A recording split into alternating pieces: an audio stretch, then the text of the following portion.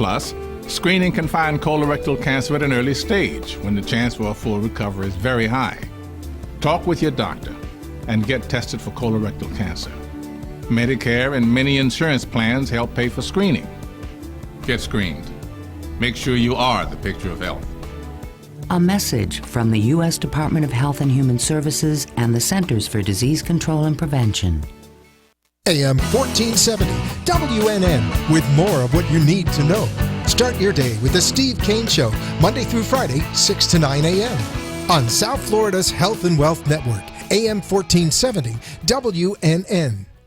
This is Talk 1470. Talk 1470. WNN. The opinions expressed on the following sponsored program are strictly those of the host, guests, and callers, and not necessarily those of this station, its staff, management, or sponsors. Are you a family caregiver? Are you caring for someone who can no longer care for themselves? Are you overwhelmed? This is the CareGiver Reality Hour. Caregiving experts David Levy and Marcia Teal co-host an hour of true stories, tips, updates on the latest Alzheimer research, and caregiver education, all focused on you, the family caregiver. An Alzheimer's disease and dementia care expert, Marcia has 15 years of hands-on experience at Arden Courts, a leader in assisted living dementia facilities in the U.S. over the past 20 years. David Levy, gerontologist, author, and subject matter specialist in family mediation for caregivers, has become a nationally recognized family caregiver expert.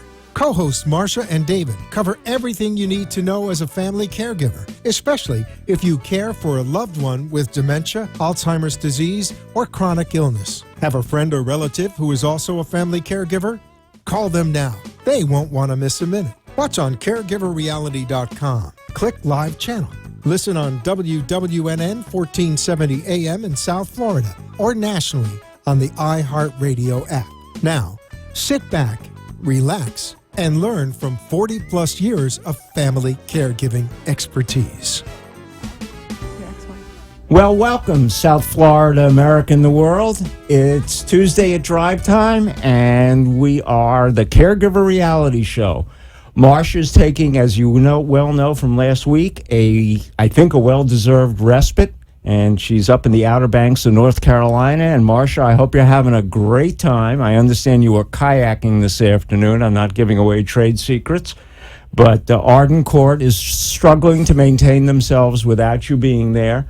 But lucky enough, and sitting across from me is a phenomenal person who I'm about to introduce to you. Her name is Naomi Shapiro. She is a social worker, but she is so much more than that, and she's very involved with the Senior Center, the Weissman Center, here in Delray, Florida, with a wealth of experience and all kinds of very interesting things that we'll get into.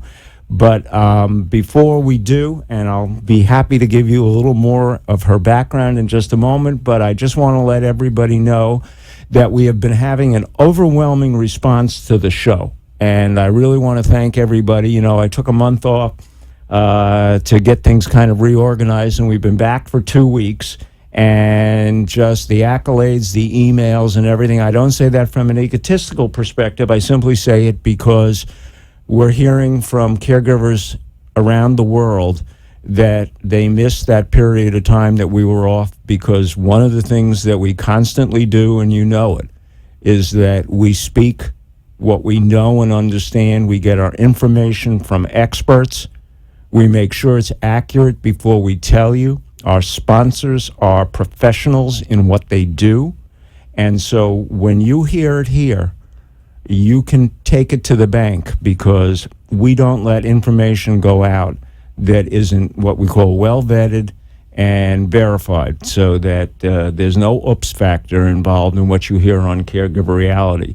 You're listening to us tonight on 1470 AM, and unfortunately, our live streaming is down for the moment due to weather conditions and a technical glitch, but the entire show obviously is being recorded.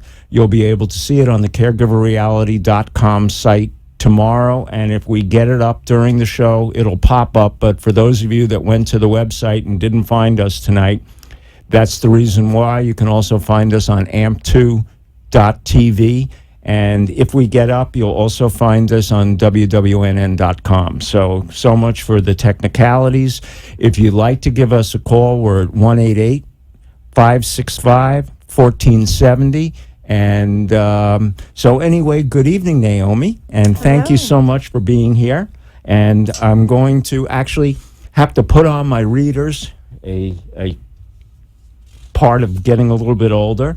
But just to read you the facts, Naomi received her degree in social work at is it Wurzweiler? Wurzweiler School of Social Work, that's connected with Yeshiva University in New York on Amsterdam Avenue, as I recall. And I was born in Women's Hospital, just a little further up the road, Amsterdam, and I think 102nd. And so I went to school. I was born well before you were even around to go to school. That's not true. Not true. Okay. Not that long before. Okay. And anyway, so she subsequently worked at Gateway Counseling, and I assume that was in New York or New Jersey. Yes, it was in New York, in the South Bronx, and working with clients, developing her skill set and regarding elders, seniors, caregiving, the whole works. And then when did you come to Florida? I came to Florida in 2007. Okay. And I was, after that, given the opportunity at Ruth and Norman Rails Jewish Family Services to begin the program that I am currently running at the Weissman Center in Delray. All right. And so just to understand that the Ruth Rails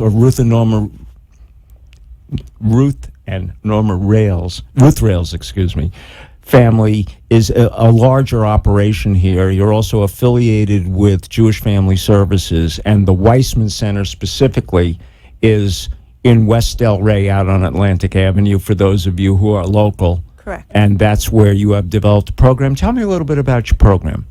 So the CareGiver program, it's actually called the CareGiver Resources and Respite Program, and it's a weekly program that is essentially two parts. There is respite for loved ones with dementia or any type of memory loss, and that is weekly on Friday mornings from 9 to 1. And then there are weekly workshops which run from 11 to 12 on Fridays, and those are for the family caregivers. Okay. And the workshop topics and the clinicians and professionals who facilitate them change weekly. I very often get asked if it's a support group and how it's different. And the two main ways in which it is different, I would always say, is that number one, most often with support groups, the clinician is the same each week, and we have different clinicians or professionals each week. And the other difference is that it's really a focused topic, and support groups are very often driven and motivated by the need of the group at that moment. Of course, each workshop is sensitive to that, and it's a very participatory group, which we are fortunate for, and always leave time throughout the workshop, but also at the end for that participation and the need for what the group wants.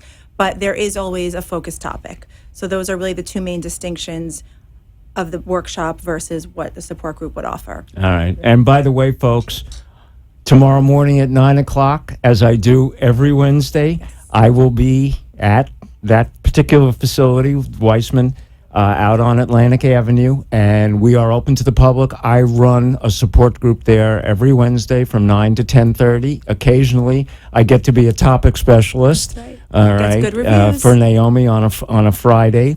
And yesterday, I was called in to help acquaint a group of volunteers who are going to be companions and will be put out, I don't mean put out, but facilitated into the community for the benefit of seniors and others who need a companion to be able either to get some of the things done in their lives that they can't do, like drive to a doctor appointment, go shopping, or as part of the program to be able to give their caregiver a little bit of rest and opportunity to do things, while somebody who has the knowledge and the experience to be able to be an effective companion. They are not clinicians, they are companions, and there's a very big difference. And yesterday we got into a 2-hour discussion about the difference between being a companion and having the clinical training that, for argument's sake, a certified nursing aide or somebody else would have. And great group of people. I think they were very attentive, and I think they enjoyed the experience. I know I did, and I think they will be a great asset to the community as they get out there and provide the services that they're being trained to do. So I think that part of going forward in an aging world, the need for comprehensive, let's call them senior-focused community centers, will be driven more and more by need. As we age, not everybody will have dementia, not everybody will suffer from Alzheimer's, although that is a major function of what we discuss here and when Marcia is here, because Arden Court, one of our sponsors, is one of the leading assisted living dementia organizations in the country. The Senior Citizens Bureau, which is another one of our national sponsors, runs a little more holistic form of senior center and provides some different services than what the Rails organization does at the Weissman Center.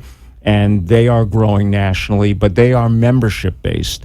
And there are over 850,000 members nationally. And it's kind of almost like a mini AARP, but with also having local services as well as call center and being able to support and assist those who are looking for help in understanding how to guide through the system, or just need to understand, what do I do with Medicare? How do I make certain decisions? And they're part of the practical problem-solving solutions that are being developed nationally in this country by both private enterprise, philanthropic endowment, and a concerned constituency who recognizes that as we age, we bring our experiences to the table, but we don't always have the physical, social, emotional continuation of what we once were.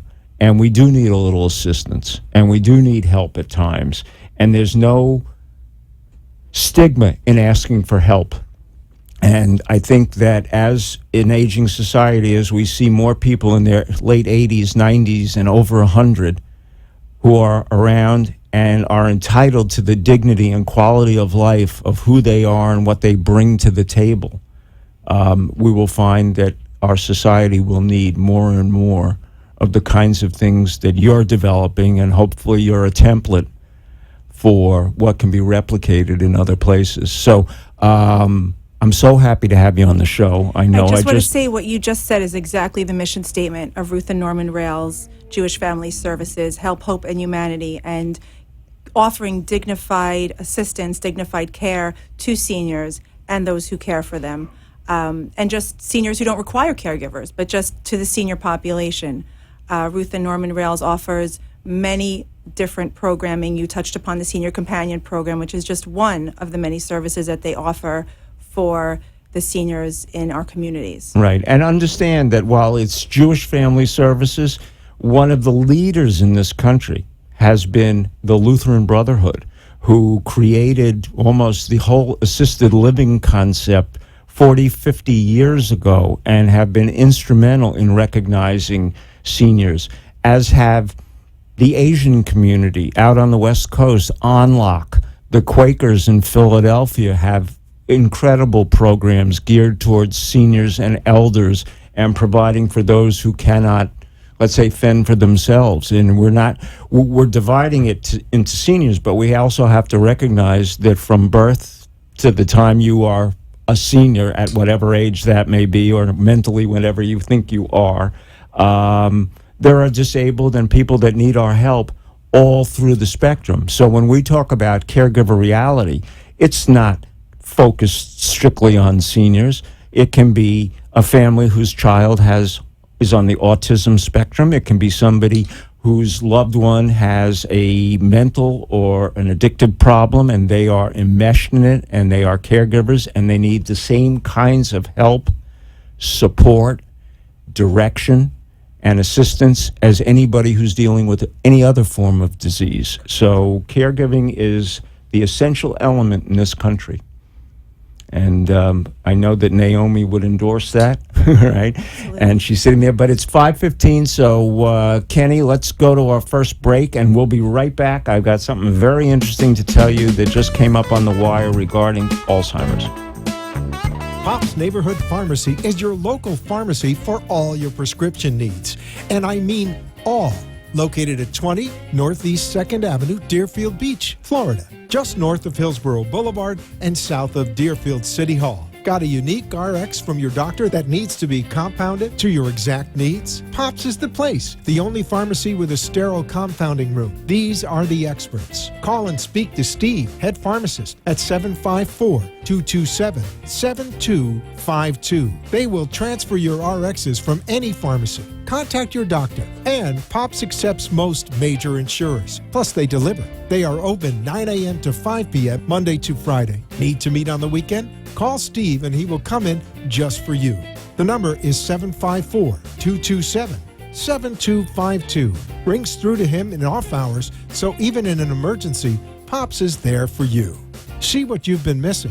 You deserve Pops custom service. 754-227-7252. You can't beat their customer-pleasing attitude. 754-227-7252. You will be so glad you did. Arden Court's memory care community has the expertise and experience to simplify and enhance your loved one's life and to protect you, finding the peace of mind you deserve.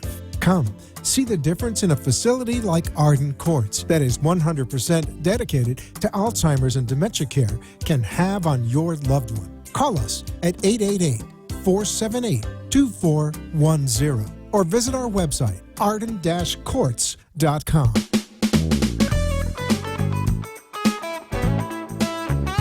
And we're back, and you just heard the Arden Courts commercial, and because Marcia isn't here today, I will just reemphasize that not only are they a sponsor, but they are, in my estimation, the gold standard for Alzheimer's care in an assisted living setting. I think that they do things in a very, very professional way. And as you know from that national number that was just up on the screen, and it'll be repeated a little while from now, call that number. It's their national hotline. They'll be able to answer questions for you, put you in touch with resources that you may not have known exist, and at the same time will afford you the opportunity, which Marcia would normally tell you, to get that Alzheimer's Care What Do I Do booklet that they're giving away simply if you contact them at the number that you were just given. Unfortunately, Marcia keeps that number, and I'll have to wait for it to pop up on the screen. It's 888-478-2410. Thank you, Freddie, for pulling me out of that one.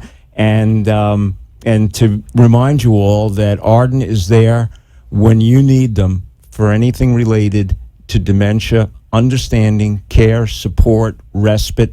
They're there for you. And during the break, Naomi and I were talking about people that come into the Weissman Center and they're not Jewish, and they say, "Is it okay for us to be here?" And she goes, "Of course it is. We're here to serve the community. We just happen to have our endowment and philanthropic association that come from the Jewish community, but it's open for all, and it's there to assist. So don't be concerned whether it's called Lutheran, Catholic, Jewish, Islamic, whatever it may be. If it is there to serve the community and to provide you with help, assistance, and insight in the issues that you may have, go afford yourself the opportunity to seek some help. All right? You're not going for medical reasons. You're going for your own emotional well-being. So, Naomi, let's go back to talking more a little bit about a comprehensive senior facility. Besides what you're offering in terms of what you directly say grace over in these caregiver programs on Friday and during the week, et cetera, and offering respite, what else can one expect when one gets involved with a community assisted facility like yours? What else is offered? What in terms of social, recreational, emotional? What else can somebody expect who gets involved with, for argument's sake, at the Weissman Center? The Weissman Center, I find, and I've heard it repeated many times by people who come to see it, by people who've been coming for years, is an amazing hub of activity. You walk through the doors, it's a magnificent facility, it's open, it's airy, it's lively. There's many professionals going back and forth, making sure that everything is running smoothly. The myriad of groups that are offered run the gamut from chorus to computers, from financial issues to drama, theater, Yiddish clubs. There is something for everyone at the Senior Center. And the amazing thing is that the talent that people bring with them into the center and the outlets that they're looking for to express what they've cultivated throughout their life is just overwhelming. And within each group, whether it's the Yiddish group or the computer group or the chorus group, you just see that energy and the desire for people to continue with their creativity and to continue engaging in community life, in social life, in intellectual life. And it's really a testament to the direction in which aging is going.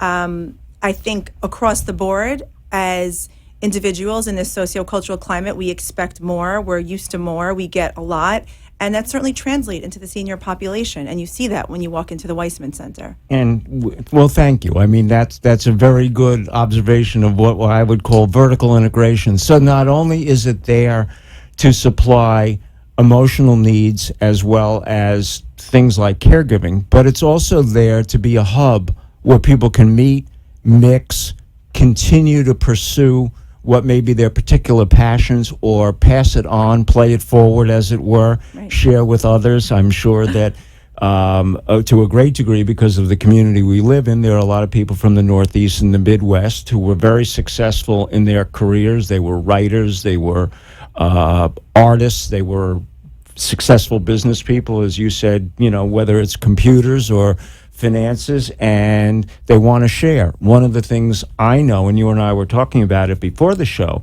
as a gerontologist and looking at the stages of aging, when we're 40 and 30, we're hunter-gatherers. It's all about, what do I own? And look at me, here's my new car, here's my big house. And not that those things aren't important, but when you reach a certain point in your life, it's about reflecting on who you were, where are you, who are you, what is your legacy? And I don't mean what is the inheritance that you're passing down to your children in terms of dollars and cents, but what were the values that you felt strongly about, and how were you able to pursue them? And as one gets older, and possibly you've kind of baked the cupcake for the first 60 years or whatever the time frame may be, and now you're putting the icing on it. Mm-hmm. How do I even quantify further who I am, what I am? I don't know whether you did it when you were in social work school, but I know that when I was getting my degree in gerontology, which was well after law school, one of the first things we had to do was write our obituary. All right? And it was very interesting because this is going back now almost 20 years. And I found it the other day, and I was looking at what I thought was important to me that I would reflect and want to tell others. And today, I'd erased the whole thing other than born, and raised whatever, because my whole value system and what I've learned and being part of being someone who has not only caregiver expertise, but one who has learned, as you and I were discussing, I've been a caregiver within my own family since I've been in my teens. Not that that makes me any different than anybody else, but when I speak caregiving, I speak from somebody who's been through it with special needs kids, my own spouse, my parents, whatever it may be. And so when I take those experiences, and one of the things that probably makes things different, and I don't want to dominate this, I want to hear from you, but when I do my caregiving, facilitating, I shared as much with the group what's going on in my life, all right? And some would say, as a professional, you shouldn't do that. Well, as a Freudian professional, I don't know if it's as a professional, but certainly depending on your background. Right. And I'm not formally trained in that regard. Right. So what I learned about caregiving and what I write on and what I publish, et cetera, is what I've learned from internalizing what others have gone through and what I've seen myself. And I think it's critically important when you are facilitating and helping others. There is a point where professionalism, what you've been trained to do, has to be transcended by what you've learned and you want to do, all right? And I think you were talking about the framework of having been trained as a social worker, but that over a period of time, you have taken that framework and adapted it to whom Naomi Shapiro is today and as kind of a base for who you want to be tomorrow. Why don't you talk a little bit about what you've learned besides the formalities of being a social worker? Well, actually, when I was lucky enough to have you for the first time do one of our workshops with the Caregiver program, you gave me your handbook, and you touched upon this many times in your handbook, that caregiving really transcends many different boundaries and many different limitations. And even if one isn't faced with the challenges of becoming a caregiver in a certain respect in the teens, as you said, or with a spouse that has requirements that are above and beyond, or a child that has requirements above and beyond, once you become of a certain age and you're interfacing with people close to you, you become a caregiver in many ways. And I think that that has enabled me to translate what I know and go beyond what I learned in my graduate work, and even go beyond what I learned in my previous jobs, because by definition, as we continue on through our evolution, no matter what age we are,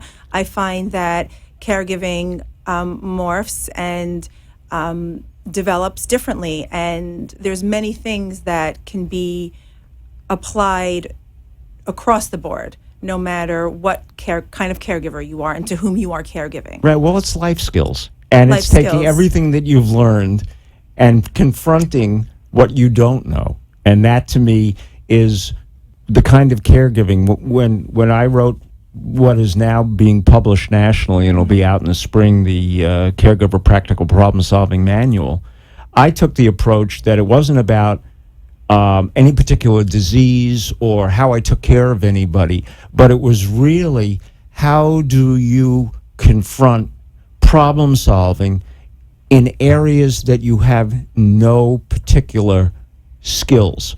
In other words, we can walk in anywhere and buy a car. We all pretty much know how to walk into the Toyota dealer and ask for a green one with leather seats, etc. But we don't know what to do when all of a sudden our loved one has to encounter the healthcare system in this day and age, and it's constantly changing, and the rules of engagement are constantly changing. So you need a guidepost. But when you're enmeshed emotionally, you can't be your own AWAC. You can't fly 10,000 feet and expect to be able to see over the next hill. You're buried in the trenches. And so part of sharing and adapting with caregiving is to let somebody be able not only to express themselves, but to creatively come back and say, well, look, why don't you think about it this way? Or maybe you haven't approached it. And not for me to tell them, because you never can tell a caregiver what to do. I mean, maybe in a particular circumstance, you can say, go here or do this. But it's a 724 responsibility, and there's nobody sitting next to you. So you have to become somebody who understands what their options are so you can make choices. And even if they're lousy choices, at least you have the basis of a plan. And that's how I've learned to adapt and approach caregiving is, how can I plan for the next thing? I have no idea what's coming up over the mountain. And that's the approach I take. That's what I write about. And I found that many times organizations that are too stuck in the formalities of what they have been trained in don't adapt to the needs of who their clients really are. And I find at times that can be a big conflict. You know, you do it my way or the highway. And that's not what we're going to educate an aging population in, how to be effective, I'll call it survivors. All Yeah, right. and an aging population that expects more, I think, than Well, ever. we were boomers, Right. all right? And so boomers now were raised where the Levittowns of the world, and that may not be something that people in Utah know, but those were big planned communities that were developed long before we ever had retirement communities. This was right after World War II, and all of the returning servicemen were moving into places like suburban New York, Philadelphia, New Jersey, and needed homes, and they built tract homes, and it was built by a man by the name of Alfred Levitt, and they were called Levittowns. And so that got to be kind of like the name for big planned communities, and we grew up, and we had expectations. Back then, it was hula hoops, and everybody was expected to go to college.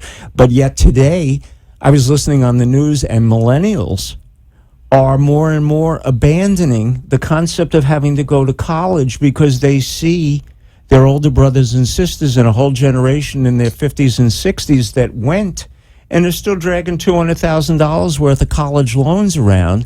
And they're saying, this is a whole different technological world. Do I really need college at this point in my life? And I think that's a big paradigm shift where, in my day and age, if you didn't go to college, I mean, it's not that you were scorned, but people said, why? Why aren't you doing that? And today, it's a whole different dynamic. And I think aging is a whole different dynamic. And I think that as we see more people who have grown up with a different level of expectations and who are unprepared for the experience, because I don't care who you are, and you can comment on this before we take a break, 70 may be the new 50, but when you lift up the hood, there's 70,000 miles on the engine. Right. And I think, and you would know this better than I, just in your experience, but I think that part of what is new with the increasing numbers of the aging population, because people are living longer, is the fear of symptoms and what they're experiencing. And that's also something that is a growing field within the senior population of, for example, dementia and certain symptoms that may be normal, certain symptoms that may not be normal, and the need for that education. And even when you spoke about the senior companions, I mean, those companions are not below the age of 45 for the most part, and they themselves are looking for information on those topics because they themselves are worried about it. The people that they are the senior companions for are worried about it, and there's an increasing need for the information on what's normal, what's acceptable, what's not, and what do we do about it when we encounter it. Right. And people are really confused and scared. And they are scared. And we got to take a break. When we come back, I'm going to pick up on exactly that, because fear can be founded or unfounded, and you got to know so you know what you're dealing with. All right. Thank you, Naomi. Anyway, let's take it away. Grab a pen, because you're going to be given some really important information and a phone number to call that will really help you. Did you know that the law allows people to protect assets and qualify for Medicaid? Did you know that Medicaid can pay for home care, assisted living, and nursing home care at even the best facilities and with even the best of agencies? Hi, I'm Scott Solkoff, and I write the book on Florida elder law. My father and I have authored the leading textbook on Florida elder law, now in its 14th edition. I lecture, I train, I teach other lawyers and judges all about the law, and I can teach you too. I love teaching and advising my elderly clients and their families. Good elder law planning can save the family nest egg and result in a tremendous difference in quality of care. Board-certified elder law attorneys, I'm board certified, are specialists in planning for incapacity, wills, and trusts, and protecting assets against the cost of long-term care. Come in and see me. I charge $250 for a 2-hour meeting, and I don't think I've ever had one person tell me it wasn't worth many times that amount. We don't do free meetings, which often are nothing more than a sales pitch from someone who really needs the business. Call me at 561-733-4242. I've been in business for over 20 years doing just this work, and am certified as a specialist by the Florida Bar. Set an appointment. That's 561-733-4242. Come see me in my Delray Beach office on Atlantic Avenue. You just have to call my office at 561-733-4242, and I'm Scott Solkoff. Let me help you protect your assets, qualify for Medicaid or VA benefits, have greater peace of mind knowing that it's been done, and a higher quality of life. So again, call me, Scott Solkoff, at 561-733-4242, and remember, call your parents, not just to tell them about Scott Solkoff, just to tell them that you love them and appreciate them. I'm going to call my parents now.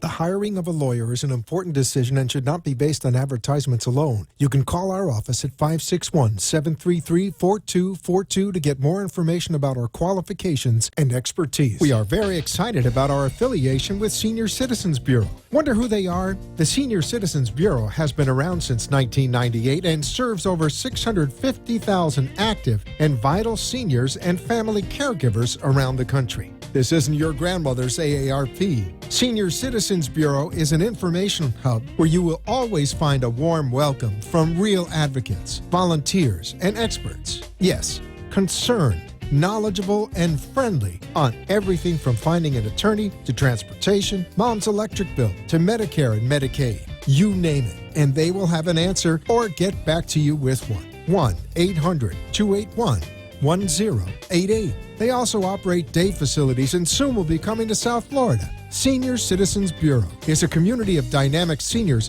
offering personal support and friendship to each other. You're never alone with SCB. SCB will help keep you engaged with others. To find out more or enroll for membership, www.seniorcitizensbureau.com or call 1-800-281-1088. That's 1-800-281-1088. Listen weekly for our helpful SCB Tip of the Week.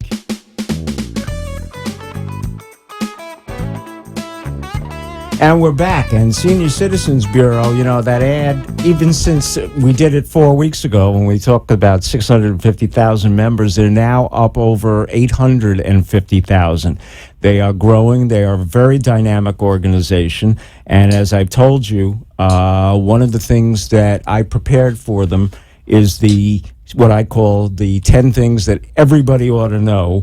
And that's available simply by you giving them a call, and only because I have so many phone numbers in front of me, I'm going to have to go back and look. I apologize for that. And the SCB Tip of the Week, which is also coming from me, is that, you know, one of the things when you have a distressed individual, and you're dealing with somebody, let's say with dementia, who's a little out of control, one of the great mediator tricks is to drop your voice, all right, and become calm.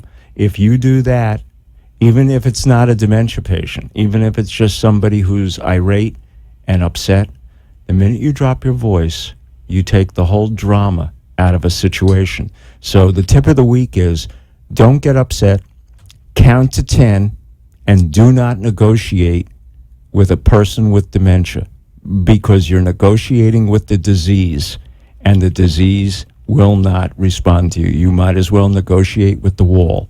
So SCB, great organization. Senior Citizens Bureau, info@seniorcitizens.com. Get in touch with them. I'm sorry, I don't have the number in front of me. Oh, here it is. It's 832-478-9333. That's 832-478-9333. Call them and ask for David Levy's 10 tips that everybody ought to know. And coming next week, I'm giving away a caregiver assessment tool that every caregiver should call and get from the Senior Citizens Bureau. It will allow you to help define yourself as a caregiver better. It will point you in directions that you may not have realized that you're falling into traps with, or things that you can do to better assist yourself and your loved one. And week after week, we're going to be defining more and better things that you can do with Senior Citizens Bureau. And I want to congratulate them. They just opened this past week and got licensed for the Senior Citizens Bureau. It's called Von Gage Senior Citizens Bureau in Houston, Texas, and it's the newest of their senior facilities. I'm working with them right now to look for a location here in Florida that will not compete with Ruth Rails or anybody else, but they're a different brand of senior service center, and the skills and the services that they offer are different than what the Ruth Rails organization does, because people all have different needs. And so it's not one-stop shopping, and that's why we have Wendy's, McDonald's, Burger King, and Hamburger Fi. You know, whatever it is out there, everybody has a different need. It's interpreted and dealt with from a different perspective. You know, it was announced earlier this week, just as an interesting point of view, that, you know, for years we've been pursuing cure for Alzheimer's, and we've been stymied. 99% of the things that we've gone after, including trying to get rid of plaque, all right, they're now, just this past week, Duke University has been working, and they have come upon a very interesting perspective. They have shown, once again using mice, and mice aren't humans, that part of the reason that our brain begins to degenerate is because our immune system breaks down, and the cells in the brain are not fighting essentially what would be the ApoE gene. And I don't want to get technical on you, but that's part of the reason that people do get dementia of the Alzheimer's type. And what they found is that a very essential amino acid that we get in our food, our red meat, etc., called L-arginine, all right, stopped this degeneration in its tracks in mice. This is something that's been available forever. We don't know yet how to go about utilizing it and getting it to the right places in the brain. But this is a whole different perspective on looking at what's going on in the brain. Why did the immune system turn off and allow tau and other things that are the stuff that's all gooey and twists up, you know, the neurons and makes for very difficult problems? It may be simply that something switched off our immune system and we're no longer fighting it. But in these mice, in this early study, when they gave them L-arginine, they returned not only to being able to no longer have the degeneration, but a good part of the memory returned as well. This is very exciting stuff. It's still in the test tube. It's still mice. Mice brains aren't human. But this is one of the real, I think, forks in the road that may begin to take researchers in a different direction than trying to eradicate plaque, is to take a look and see why is it actually forming. And if the brain's own immune system, if our body isn't fighting, what do we do to turn it back on? We're seeing the same kind of research going on today in cancer, where our immune systems have turned off, and they're learning how to turn them back on, whether it's using stem cells or other kinds of chemotherapy. So, folks, I think this may be the beginning of the first light at the end of the tunnel. All right, and I'm not saying we have a cure. I'm just simply saying that research is beginning to reflect on the practicalities of why isn't our immune system doing a better job of protecting our brain. And I think this is real exciting stuff. And certainly what I read some researchers are saying, some medical researchers, is that just with other diseases, you touched upon cancer, there's a cocktail of things. And certainly the fact that this could be part of that cocktail is very promising. And while there's not one answer, the more that the research is done and the more that they're finding, I read today one of the researchers said that, you know, this is just another piece of a puzzle of what we hope will cure Alzheimer's moving forward. Right. And remember, there are 50 different kinds of dementia. And if this dementia, I mean, certain dementias are due to physical insult to the brain, you know, temporal frontal lobe, having a stroke, a traumatic accident, football players, you know, boxers. We certainly know what extended trauma can do to a brain. But in the maturation process, in maturing, and if we're reaching a point that certain people have turned off their immune system, we can turn it back on. This is a whole new future for a whole different kind of medicine for a wealth of diseases. And when you mentioned cocktail, remember, there's very, very rarely one solution to a problem, all right?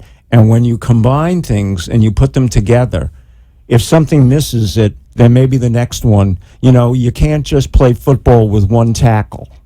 It's a team effort. And I think that curing many of these diseases is going to be a team effort of understanding how the body works. We think we know, but let's face it, the brain is 3.5 pounds of the most exquisite piece of complicated machinery that has ever been produced and is constantly evolving.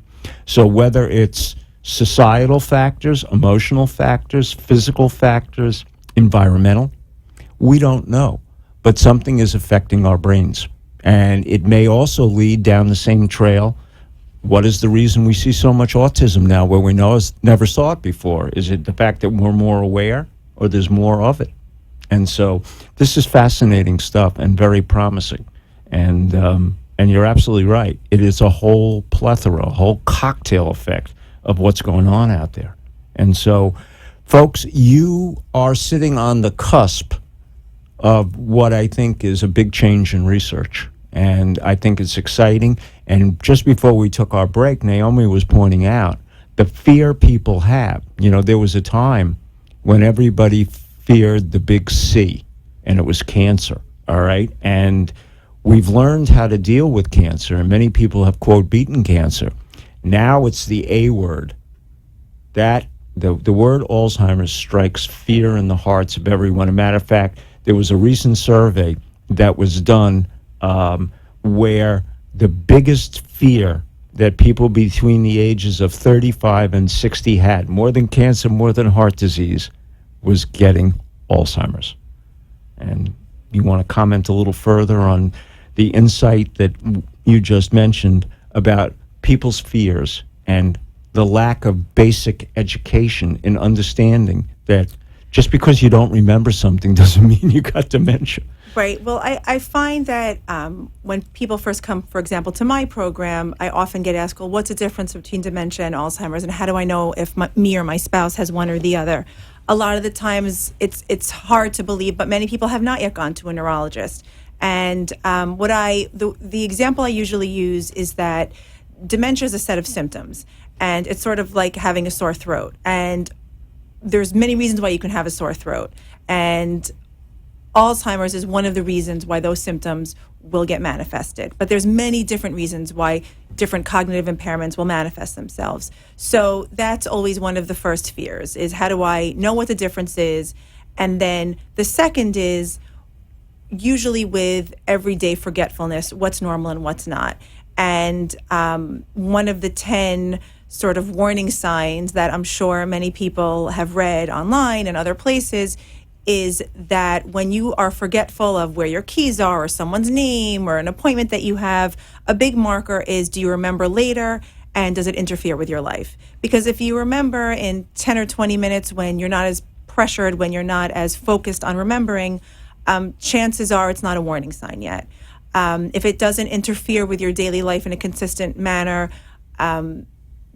it's usually said that it's not a warning sign yet. But when it does interfere with your daily life and you do have trouble recalling even after some time has lapsed, then usually it is part of the 10 warning signs. Right. When people come to me, I say, as long as you remember it by the next day. Right. All right.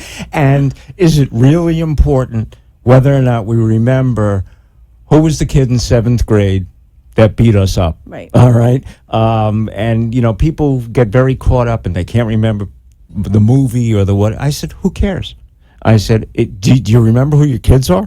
Right. All right. And it's not so important sometimes where your keys are. Is have you forgotten how to drive? All right. Those are, to me, big distinctions. And I tell people, when you're 40, there's 40,000 books in your library stack. And you can zip around them pretty fast and find what you need. When you get to be 60, there's 60,000 books. When you get to be 80, there's 80. And you don't get around so fast. There's a lot of stuff there. And trying to remember things that at the moment seem important, but in the greater scheme of things aren't, don't go around scaring yourself. I mean, the greater part of this population will never see dementia.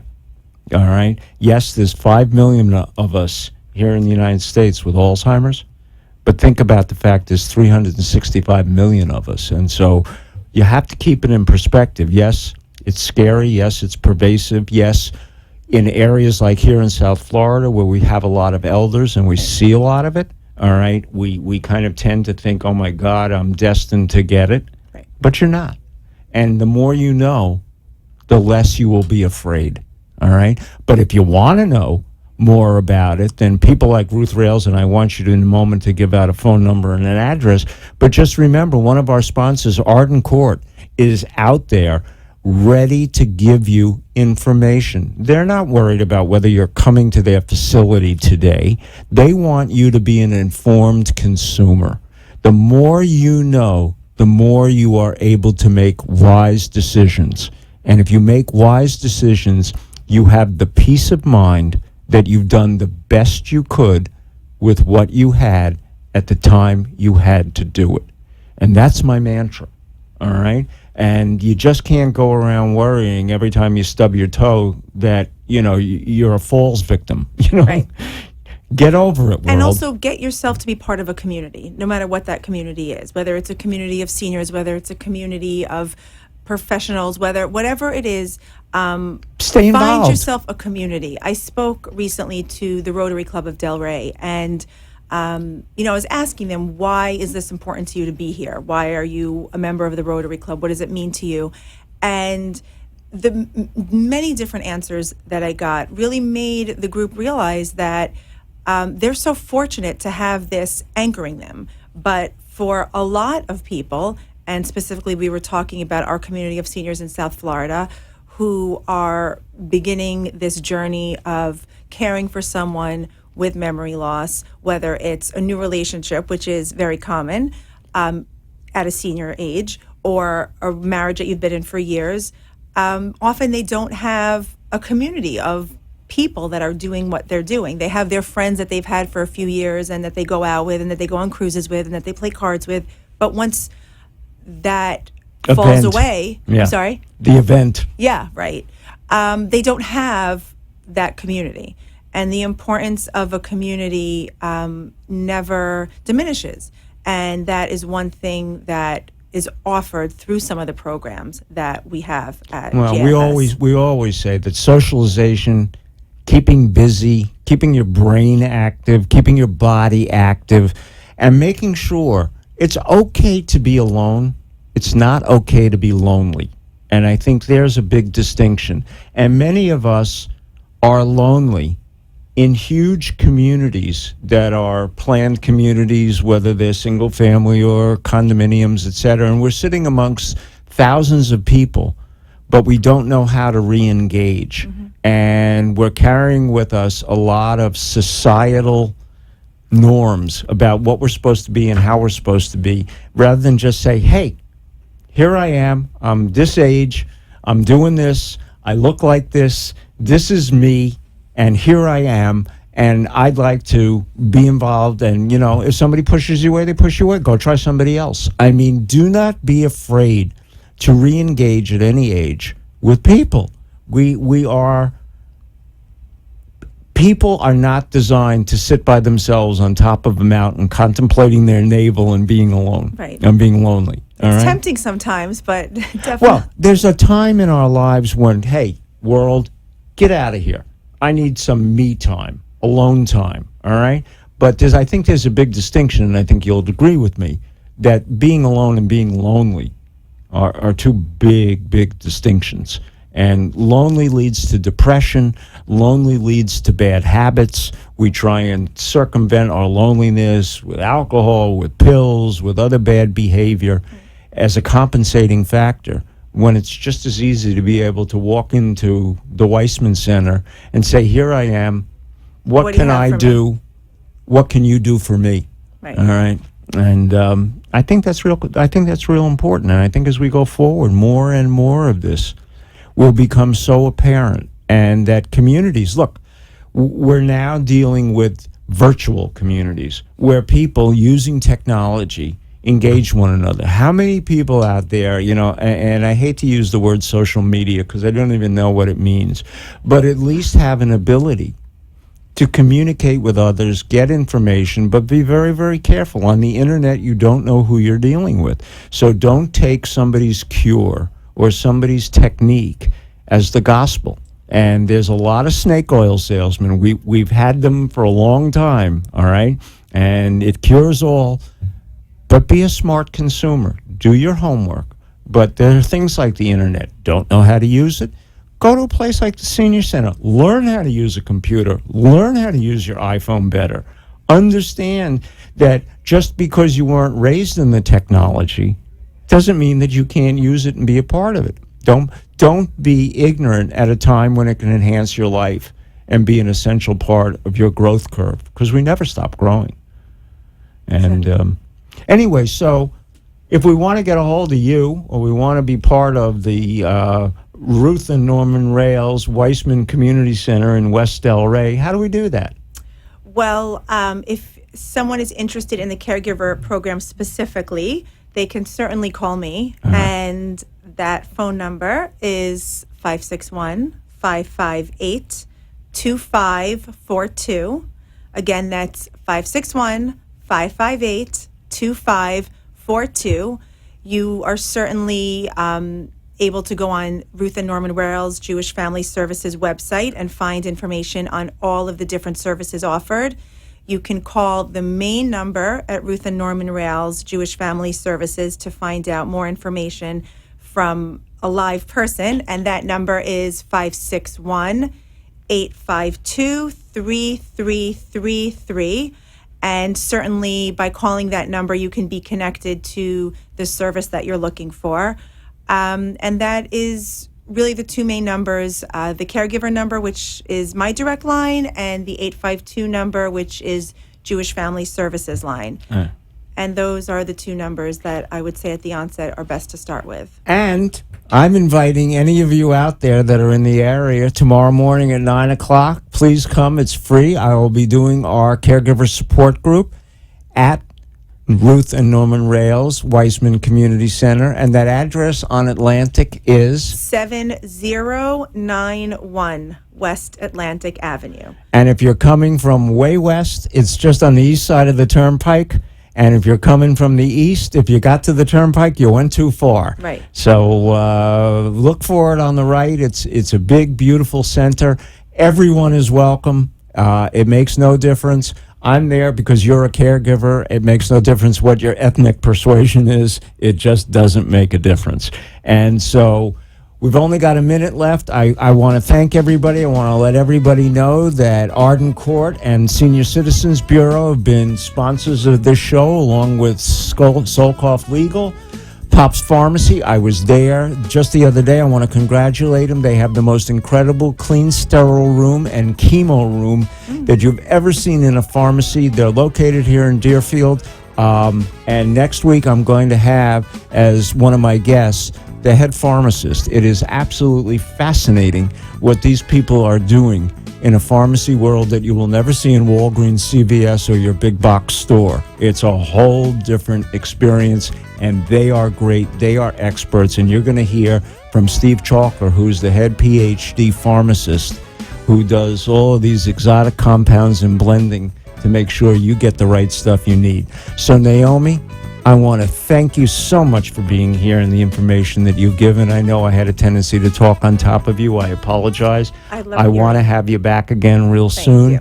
Thank you for taking over for Marcia in her absence. Marcia, I hope you're having a great time out there. Do. She's All lovely. right, everybody, have a wonderful Memorial Day weekend. Thanks for joining us for this week's Caregiver Reality Show.